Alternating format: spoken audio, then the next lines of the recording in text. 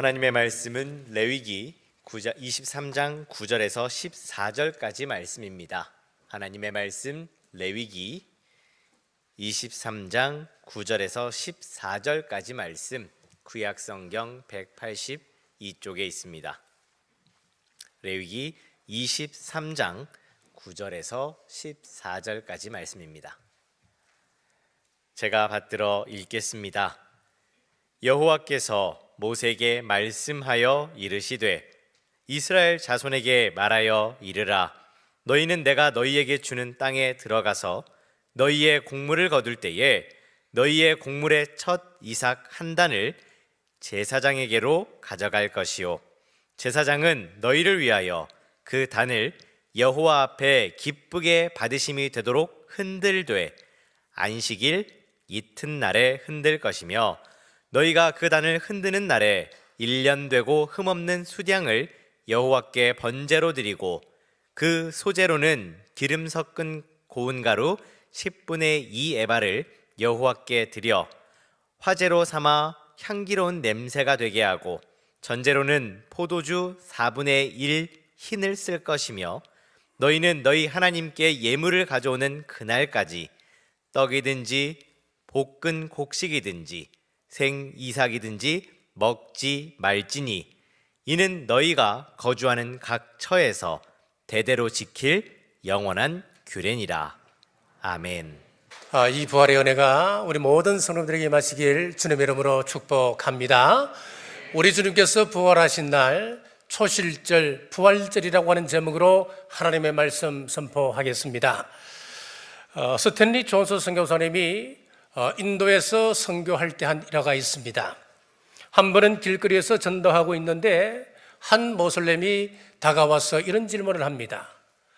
우리가 믿는 모슬렘, 우리가 믿는 종교에서는 마호메트가 실제 인물이고 그 무덤이 실제로 존재하고 있는데, 메카에 가면 잘 보관이 되어 있는데 당신이 지금 전하고 있는 예수의 무덤은 없지를 않소.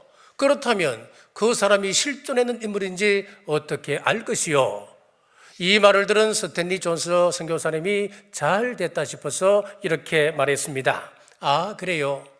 그런데 우리 예수님의 무덤도 있습니다. 하지만 그 무덤은 비어 있습니다. 왜냐하면 그분은 죽음에서 부활하셨기 때문입니다. 그랬더니만 이 모슬렘이 아무 대꾸도 하지 못하고 그 자리를 뜨고 말았다는 겁니다. 그렇습니다. 우리 기독교와 다른 종교의 가장 큰 차이점을 이야기하라면 바로 예수님의 부활입니다. 지난주 우리 예수님의 생애는 철저하게 7절기를 따라서 움직이신다 말씀을 드렸습니다. 6월절 절기는 예수님께서 죽으심을 의미합니다. 초실절은 예수님께서 무덤 속에 들어가 계심을, 그리고 초실절은 예수님의 부활을 상징한다 그랬습니다. 그리고 7.7절은 예수님과 성령님의 임무 교대를, 그리고 나팔절은 예수님의 재림을 상징합니다. 속죄일은 예수님께서 이 땅에 오셔서 우리 모든 사람의 죄를 달아보십니다. 그리고 초막절은 예수님의 심판날을 말씀합니다. 자, 이렇게 우리 예수님은 7절기를 따라 철저하게 그 생애를 살아가십니다. 자, 오늘은 초실절을 통하여 부활절의 큰 의미를 함께 나누겠습니다. 첫째 초실절은 감사절입니다. 11절 말씀입니다. 제사장은 너희를 위하여 그 단을 여호와 앞에 기쁘게 받으심이 되도록 흔들되 안식일 이튿날에 흔들 것이며. 자, 초실절은 일종의 감사절입니다. 감사라고 하는 말의 히브리 말은 토다라고 하는 단어를 쓰는데, 그 뜻은 내 던진다라고 하는 뜻을 가지고 있습니다. 우리가 하나님 앞에 내 존재 전체를 던진다, 그런 의미입니다. 신약 성경에는 카리스라고 하는 단어를 사용하고 있는데, 이것은 생각한다라고 하는 의미를 가지고 있습니다. 그러니까 예수님의 생애, 예수님의 그 사랑을 깊이 생각한다, 그 뜻이 바로 감사입니다. 때문에 하나님 앞에 우리가 어떻게 감사하는지를 살펴보게 되면 그 사람의 믿음 수준을 알 수 있는 겁니다. 한 기독교인이 새벽 기도를 마치고 집으로 돌아가는데 앞에 지갑이 떨어져 있었습니다. 주워 보니까 두툼합니다. 안을 열어보니까 현금과 수표와 백화점 상품권이 가득 들어 있었습니다. 안을 살펴보니까 전화번호가 있길래 전화를 걸어서 주인에게 전해주었습니다. 그런데 주인이 별 감사 인사 없이 그 지갑만 받아 돌아가는 것이었습니다. 한편으로 생각하면 서운한 생각도 들었습니다만은 그것 중요하지 않았습니다. 어떤 대가를 기대하고 돌려준 것이 아니었기 때문에요. 그런데 한참 후에 자기가 안 사실이 있습니다. 지갑을 찾아준 사람에게 지갑 주인이 지갑에 들어있는 5에서 20%에 해당하는 어떤 마음의 표시를 하지 아니하면 처벌받게 된다고 하는 것을 알게 되었습니다. 이때 지갑 주인이 처벌받는 죄목이 무엇이냐면 감사하지 않는 죄라고 하는 것입니다. 일상생활의 크고 작은 모든 일에 있어서 우리는 감사가 필요합니다. 가정에 감사가 있다면 행복이 넘칠 것입니다. 직장에서 감사가 있으면 그 사람은 직장 생활에 성공합니다. 사회에 감사가 있다면 그 사회는 건전한 사회 됩니다. 마찬가지로 교회에 감사가 있다면 그 교회는 부흥합니다. 그런데 감사하는 성격은 하루아침에 만들어지는 것이 아닙니다. 이 감사의 성격은 훈련으로 만들어지는 것입니다. 군인들이 훈련을 왜 합니까? 평화로운 시대에도 훈련은 계속되어집니다. 왜 그럴까요?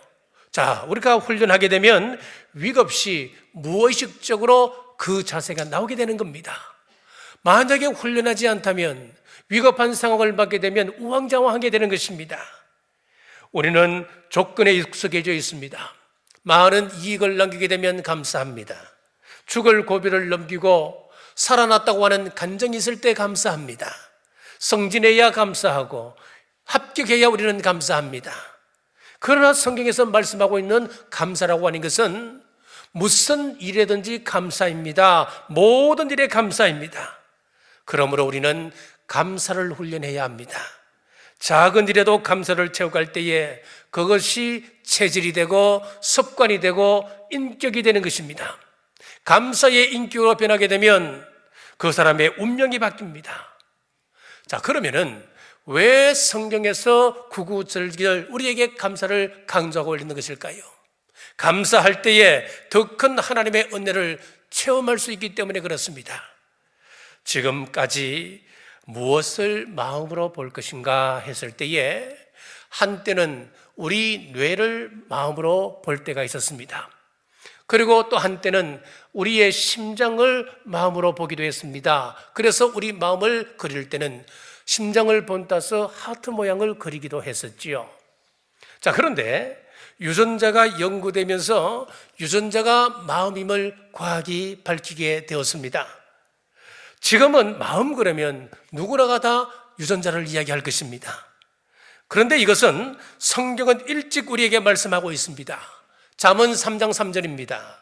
인자와 진리가 내게서 떠나지 말게 하고 그것을 내 목에 매며 내 마음판에 새기라. 마음판에 새기라고 말씀하고 있는데 이 마음판이라고 하는 것은 우리의 유전자의 세계라고 하는 말씀입니다. 과학이 이것을 밝혀내었습니다. 우리 유전자에는 모든 것이 기록된다는 것입니다. 여러분들의 생각이 기록되어집니다. 여러분들의 말이 기록되어집니다. 여러분들의 행동이 기록되어지고 지나간 모든 과거들은 전부 다 우리 유전자에 기록되어진다라고 이야기합니다. 시편 37편 31절입니다. 그의 마음에는 하나님의 법이 있으니 그의 걸음은 실족함이 없으리로다. 하나님의 말씀이 우리 유전자에 입력되어지면 우리는 망하는 길을 갈 수가 없다는 것입니다.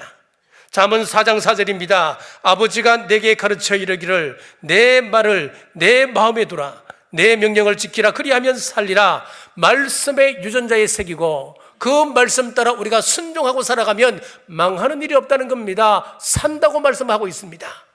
마태복음 12장 34절에서 36절입니다. 독사의 자식들아 너희는 악하니 어떻게 선한 말을 할 수 있느냐?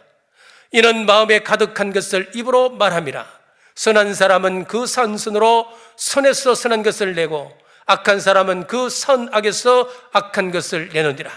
내가 너희에게 이르노니 사람이 무슨 무익한 말을 하든지 심판날에 이에 대하여 신문을 받으리라. 사람은 유전자에 무엇이 채워져 있느냐에 따라서 그것이 말로 표현된다고 말씀하고 있는 거예요. 자, 우리가 간혹 자녀를 잘 키우고 싶어서 나도 모르게 우리 자녀들에게 험담을 하고 독설을 쏟아낼 때가 참 많이 있었습니다. 그런데 그런 말들은 사라지는 것이 아니라는 거예요.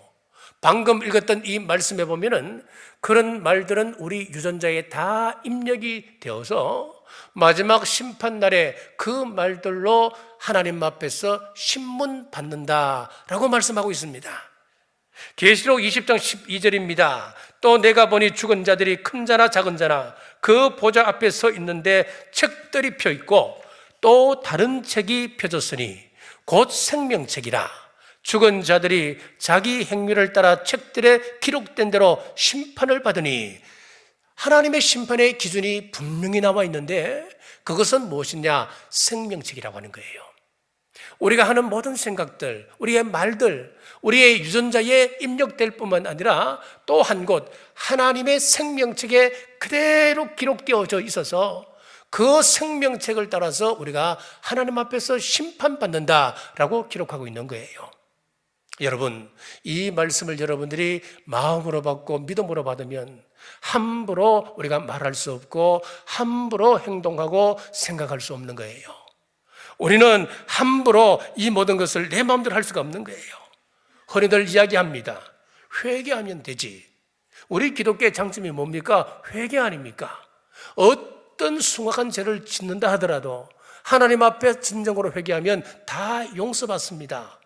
심지어 성경에도 동이 서에서 먼 것처럼 우리의 죄가를 기억하지 않는다. 성경은 분명히 말씀합니다.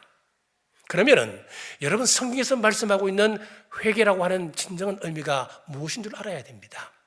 성경에서 말씀하고 있는 회개는 우리가 돌이키는 거예요. 돌이켜서 완전한 새 삶을 살아가는 것, 그것을 회개라고 말씀하고 있는 거예요. 그런데 우리가 흔히 하는 그 회개, 우리는 그런 삶을 살지를 못하는 거지요.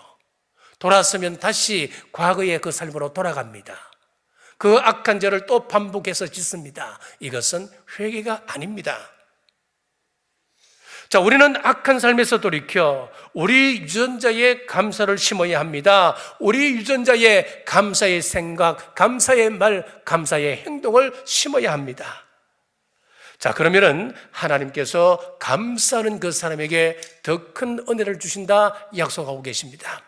어떤 은혜일까요?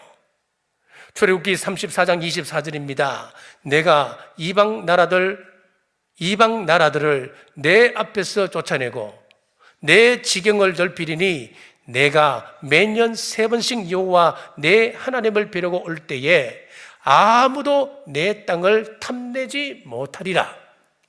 자, 이 말씀을 잘 보시면은요, 승리의 약속을 하고 계신데 내가 이방 나라들을 내 앞에서 쫓아낸다 그랬어요. 자, 하나님께서 이것은 법으로 정해 놓으셨습니다. 감사절기를 정해 놓으시고 남자는 1년에 3차례 반드시 예루살렘으로 올라가서 하나님 앞에 배워야 됩니다. 한번 생각해 보세요. 자, 남자들이 절기를 지키기 위해서 예루살렘으로 다 올라가 버리면 그 마을은 누가 지킵니까? 그 가정은 누가 지키는 겁니까? 외적들이 알고 그 시간 그 가정을, 그 마을을 습격하면 아이들, 여자들 전부 다 포로가 될 수밖에 없는 상황 아니겠습니까? 그런데 하나님께서 뭐라고 약속을 주시느냐니까 그 시간에 외적들로부터 지켜주신다, 승리케 해주신다 약속하고 있단 말씀이에요. 더 구체적인 승리의 약속이 레위기 26장 8절에 나옵니다.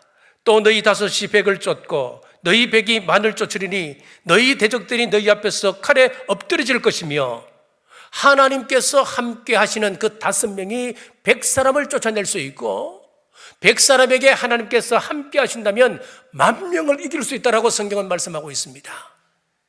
하나님이 어느 편에 서 계시느냐, 그것이 중요합니다. 숫자가 중요한 것 아니라는 이야기입니다. 이 약속대로 기도원의 300용사가 12만 5천 명이라고 하는 미디안 연합군을 무찌르지 않습니까? 그리고 보호의 약속도 있습니다. 아무도 내 땅을 탐내지 못하리라. 11조 하나님 앞에 온전히 구별하여 드린다고 가난한 사람이 되는 겁니까?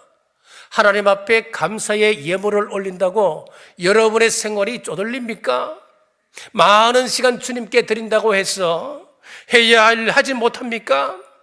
그렇지 않았지 않습니까? 하나님께서 오히려 물질을 채워주시고 짧은 시간 동안 그 일을 처리할 수 있도록 지혜를 주셨지 않습니까? 잠언 3장 9절에서 10절에 내 재물과 내 소산물의 처음 익은 열매로 여호와를 공경하라. 그리하면 내 창고가 가득히 차고 내 접들에 새 포도주즙이 넘치리라. 하나님은 결단코 우리에게 손해를 주시는 분 아니십니다. 반드시 보상하시고 넘치도록 채워주시는 분이 우리 하나님이십니다. 목사기 때문에 이런 말을 한다고 하지 마십시오. 이것은 하나님의 약속입니다. 이것은 영원불변한 성경에 기록된 말씀입니다. 저는 이 말씀대로 그대로 믿습니다. 하나님께서 우리 삶을 어떻게 인도하시는지 우리가 순종하기만 하면 하나님은 반드시 이것을 이루어 가신다. 저는 믿습니다. 그렇습니다. 우리가 하나님 앞에 감사하면 하나님도 우리의 산업을 지켜주시고 우리에게 감사할 조건을 더 풍성히 내려주실 줄 믿으시길 주님의 이름으로 축복합니다. 둘째, 초실절에 드리는 제사들입니다. 첫째는 요제입니다. 11절 말씀입니다. 제사장은 너희를 위하여 그 단을 여호와 앞에 기쁘게 받으심이 되도록 흔들되 안식일 이튿날에 흔들 것이며. 자, 이 초실절은 이스라엘 백성들이 40년 광야 생활을 마치고 가나안 땅에 들어갔습니다. 가나안 땅에 들어가면서 하나님께서 만나를 중지하셨습니다. 이제 먹을 것이 없잖아요. 그러니까 이스라엘 백성들이 그 땅에 파종하고 또 하나님께서 때를 따라 비를 주시고 좋은 기후를 주셔서 수확게 하셨습니다. 그 수확게 주셨을 때 첫 열매, 봄에 수확하는 보리의 첫 이삭을 하나님 앞에 드리는 그 절기를 초실절이라고 이야기했습니다. 그런데 이 초실절날 드리는 그 제사를 보면 참 특이합니다. 제사장이 제물을 자기 손에 얹고 지명과 수평되게 해서 제단을 향하여 전후로 흔들어서 올리는 제사가 바로 이 제사인데, 흔들 요자를 쓰고 제사 제자를 써서 요제, 그렇게 이름을 붙였습니다. 자, 사람이나 짐승이나 흔드는 이유가 분명합니다. 왜 흔들겠습니까? 그 사람이 죽었나 살았나 확인해 볼 때 사람을 흔들지 않습니까? 또 하나는 그 사람이 잠자고 있을 때 깨울 때도 흔들어 깨웁니다. 그래서 이 흔들어 드리는 요제는 우리 예수님의 부활을 예표하고 있는 것입니다. 11절 하반절입니다. 안식일 이튿날에 흔들 것이며, 여기서 안식일이라고 하는 것은 요즘 말로 토요일입니다. 안식일 이튿날이니까 요즘 말로 주일입니다. 우리 예수님께서 하나님 앞에서 부활하신 날, 즉 초실절날 흔들어 드리는 요제가 드려지는 그 초실절은 언제냐 하면은 안식일 이튿날, 즉 요즘 말로 주일이었습니다. 우리 주님께서 정확하게 안식일 다음 날 주일날 새벽에 부활하셨습니다. 자, 그리고 초실절은 우리 예수님께서 부활하신 그날을 기념하는 날이 되는 것입니다. 주일 아침에 마리아와 여자들이 예수님의 무덤가에 갔다가 천사가 예수님의 부활을 전하는 소식을 듣게 됩니다. 그리고 엠마오로 향하는 제자들이 부활하신 예수님을 만났습니다. 500여 성도들이 예수님의 부활을 눈으로 직접 보았고 사도 바울도 예수님을 보았습니다. 우리 또한 오늘 말씀 가운데 부활의 주님을 만나시길 주님의 이름으로 축복합니다. 자, 하지만 우리 성경에 보면 부활을 믿지 않는 사람들이 나옵니다. 마태복음 22장 23절에 보면 사두개인들이었습니다. 오늘날 우리 예수님의 부활을 부인하고 축소하고 왜곡하는 사람들이 있다고 한다면 현대판 사두개인들입니다. 또 자유주의자들이라 할 수가 있습니다. 우리가 잘 아는 슈바이처 박사는 의학을 비롯해서 신학과 철학 그리고 음악 여러 과에 대해서 박사학위를 가지고 있었던 시대의 최고 지성인이었습니다. 그가 아프리카에서 인수를 베풀어서 아프리카의 성자라고 하는称号를 얻게 되었습니다. 그리고 실제로 슈바이처가 성경을 주석한 것도 있습니다.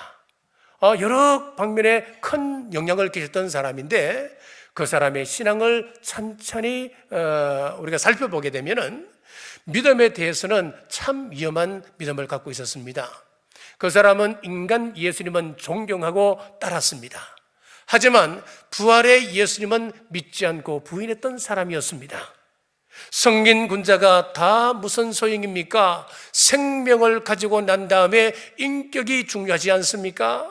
생명도 없는데 인격만 좋아서 그게 무슨 소용이 있다고 하는 이야기입니까?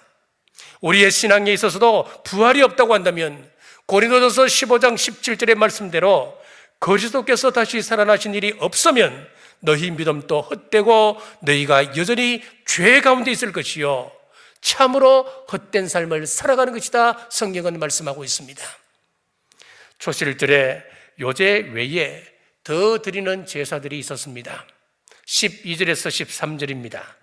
너희가 그 단을 흔드는 날에 1년 되고 흠없는 순양을 여호와께 번제로 드리고 그 소재로는 기름 섞은 곤가루 10분의 2 에바를 여호와께 드려 화제로 삼아 향기로운 냄새가 되게 하고 전제로는 포도주 4분의 1 흰을 설 것이며 여기 보면 4가지 제사를 더 드렸습니다.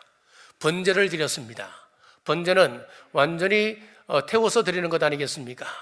우리 예수님께서 십자가 위에서 자신을 전부 드렸습니다. 바로 번제를 상징합니다. 소제를 드렸습니다. 소제로는 기름 섞은 고운 가루 4분의 2 에바를 하나님 앞에 드렸습니다. 고운 가루는 우리 예수님의 산산이 붙어진 몸을 상징합니다. 예수님의 머리에는 가시관이 씌워졌습니다.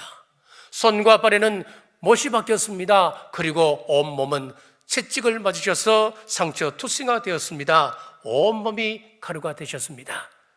화제를 드렸습니다. 완전히 태워드리는 것이 화제입니다. 히브리서 9장 26절에 보면 이제 자기를 단번에 제물로 드려 죄를 없이 하려고 세상 끝에 나타나셨느니라. 우리 예수님은 완전한 화제물이 되셨습니다. 전제를 드렸습니다. 전제는 포도주를 부어서 드리는 제사인데 이것은 우리 예수님의 피 흘리심을 상징하고 있습니다. 마태복음 26장 27절에서 28절입니다. 너희가 다 이것을 마시라. 이것은 죄 사함을 얻게 하려고 많은 사람을 위하여 흘리는 바 나의 피 곧 언약의 피니라. 자, 이 모든 제사가 예수님의 십자가 위에서 이루어졌습니다. 성경은 신실합니다.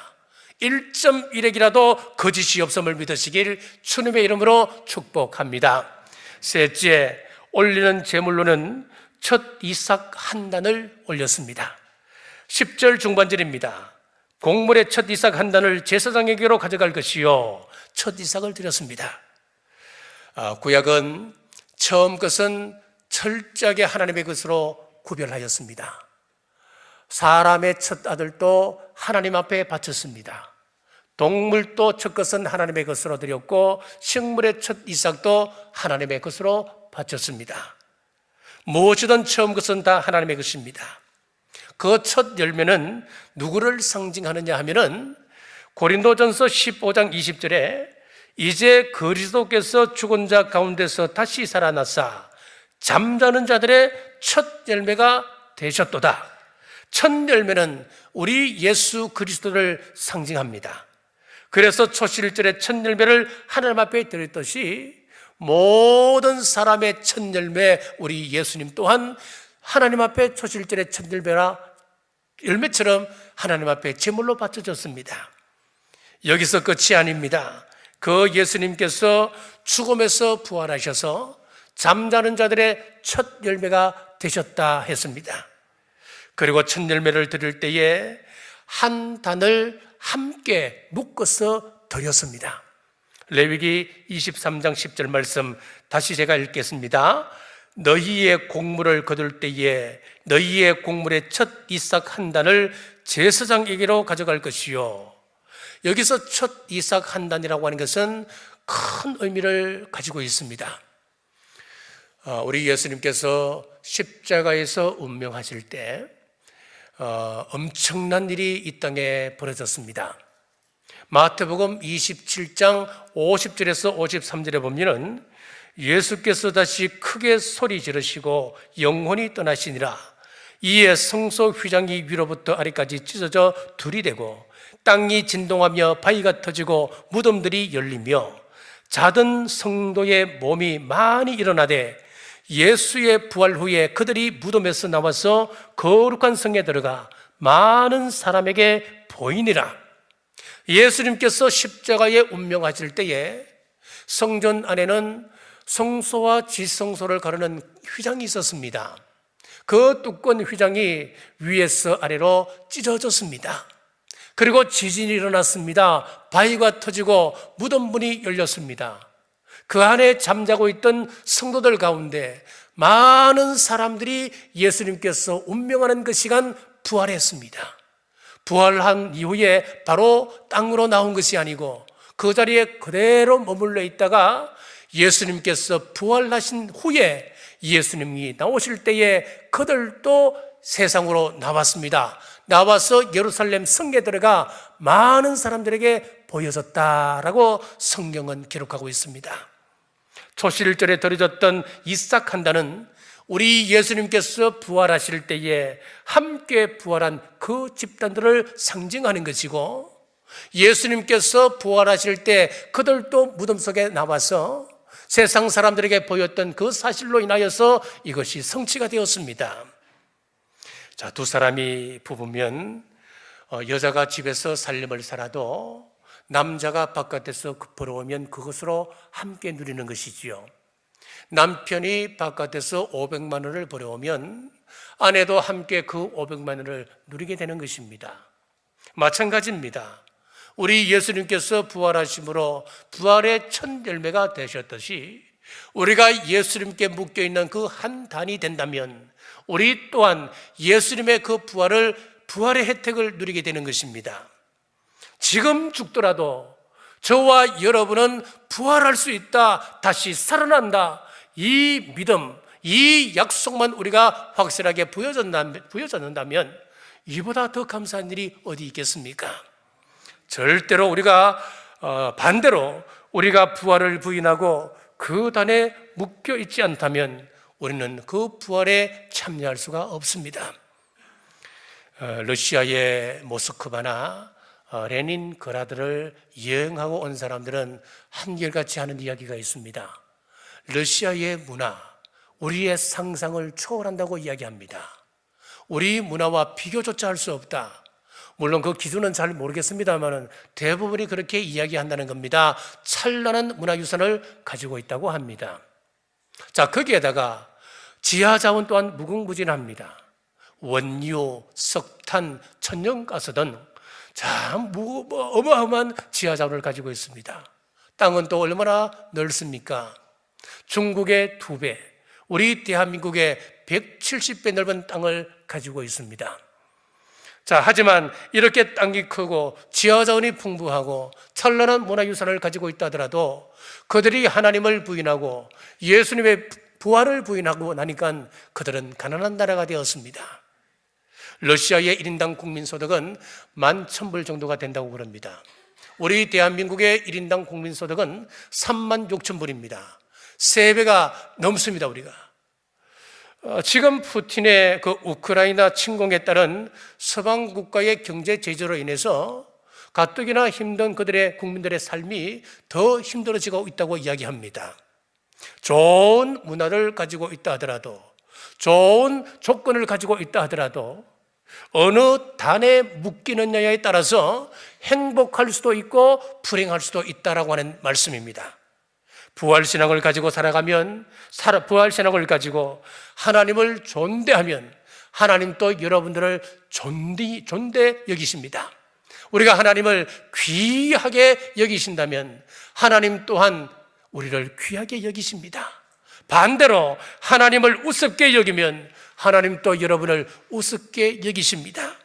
부활의 소망을 주신 하나님을 존대하심으로 부활의 영광에 참여하는 우리 모두 되시길 주님의 이름으로 축복합니다. 고린도전서 15장 22절에서 23절에서는 주님 재림의 상황을 자세하게 기록하고 있습니다. 아담 안에서 모든 사람이 죽은 것 같이 그리스도 안에서 모든 사람이 삶을 얻으리라. 그러나 각각 자기 차례대로 되리니 먼저는 천절배인 그리스도요, 다음에는 그가 강림하실 때에 그리스도에게 속한 자요. 장차 우리 주님께서 이 땅에 구름 타시고 재림하십니다. 그때 부활이 일어납니다. 우리가 첫 단에 묶이면은 우리가 예수님에게 속해 있기 때문에 우리 또한 장차 부활에 참여한다라고 고린도전서에서 말씀하고 있습니다. 부활하면 어떤 삶을 살아가느냐 하면은 요한계시록 20장 6절 말씀에 이 첫 부활에 참여하는 자들은 복이 있고 거룩하도다. 1000년 동안 그리스도와 더불어 왕노릇하리라. 우리가 하나님의 첫 부활에 동참하게 되면, 예수님의 부활에 동참하게 되면 1000년 동안 예수님과 함께 왕노릇하게 된다라고 성경은 기록하고 있습니다. 우리 요한계시록에 보면 첫 부활이 있고 두 번째 부활이 있습니다. 여러분, 이것은 참 달라요. 완전히 반대의 부활입니다. 첫 부활에 참여하는 사람은 예수님과 함께 천년 왕국에서 천년 동안 왕노릇할 사람들이고 생명의 부활이고, 두 번째 부활에 참여하는 사람들은 심판받기 위해서 참여하는 사람들입니다. 악한 사람들의 부활이 두 번째 부활입니다. 그러니까 우리는 첫 단에 묶여있는 사람들로서 우리는 부활에 참여한다면 생명의 부활이고 예수님과 함께 천년 동안 왕노릇하는 그 자리에 참여할 수 있는 부활이라고 하는 것입니다. 여러분, 천국은 상상의 산물이 아닙니다. 이 땅에 대한 염세적 결과로 주어진 피상의 공간이 아닙니다. 가상의 공간이 아닙니다. 천국은 실제합니다. 여러분, 이 사실을 믿으십니까? 이 사실이 믿어지십니까? 여러분, 이 사실이 믿어지는 사람이라면 다음은 우리가 어떤 삶을 살아야 하겠습니까? 골로새서 3장 1절에 보니까 너희가 그리스도와 함께 다시 살리심을 받았으면 위의 것을 찾으라. 우리가 부활에 참여할 자격을 갖추었다면 우리가 이 땅에서 현재 어떤 삶을 살아야 되느냐? 여러분, 세상을 바라보지 말라는 거예요. 위의 것을 바라보고 살아가라고 성경은 우리에게 말씀하고 있습니다. 여러분의 매일의 삶이 나는 죽고 내 안에 생명 대신 그리스도를 나타내는 부활의 삶 살아가는 우리 남부교회 모든 성도들 되시길 주님의 이름으로 축복합니다. 결론입니다. 우리는 이제 정인된 삶을 살아야 합니다. 10절 말씀입니다. 이스라엘 자손에게 말하여 이르라. 구약의 이스라엘은 신약 교회를 예표하고 있습니다. 그러므로 초실절 규례를 이스라엘 백성들에게 알리라라고 하는 말씀은 모든 교회에, 그리고 모든 성도들에게 예수님의 초림, 예수님의 재림, 이 초실절을 가르치라고 하는 이야기입니다. 무엇을 말하는 겁니까? 곡식을 흔든 것은 예수님의 부활을 상징하고, 첫 단에 묶였다고 하는 것은 우리 또한 하나님의 자녀, 예수님의 자녀가 되면 그 부활에 참여한다고 하는 사실을 사람들에게 알리라고 하는 이야기입니다. 데살로니가전서 4장 16절에서 17절입니다. 주께서 호령과 천사장의 소리와 하나님의 나팔 소리로 친히 하늘로부터 강림하시리니 그리스도 안에서 죽은 자들이 먼저 일어나고 그 후에 우리 살아남은 자들도 그들과 함께 구름 속으로 끌어올려 공중에서 주를 영접하게 하시리니 그리하여 우리가 항상 주와 함께 있으리라. 주님께서 재림하시면 무덤문이 열리고 주 안에서 죽은 자들이 다시 살아난다고 하는 엄청난 사실을 사람들에게 알리라고 하는 것입니다. 이것은 동화가 아닙니다. 실제로 우리 앞에 펼쳐질 일들입니다. 오늘 부활을 맞이하여서 이 시대 초실절의 영적 의미를 나누었습니다. 장차 있을 우리 예수님의 재림과 그와 함께 일어날 성도들의 부활의 소망을 믿고 위의 것을 사모하시는 우리 남부교회 모든 성도들 되시길 주님의 이름으로 축복합니다. 기도하겠습니다. 주님께서 우리 위에 죽으시고 부활하셔서 부활의 첫 열매 되심을 감사합니다. 받은 바 은혜에 감사하며 나아가 헌신을 다짐하고 십자가 피를 의지함으로 우리 또한 주님 다시 오실 때 부활의 기쁨을 누리며 천국 가게 하여 주옵소서. 다시 오실 예수님 이름으로 간절히 기도드리옵나이다. 아멘.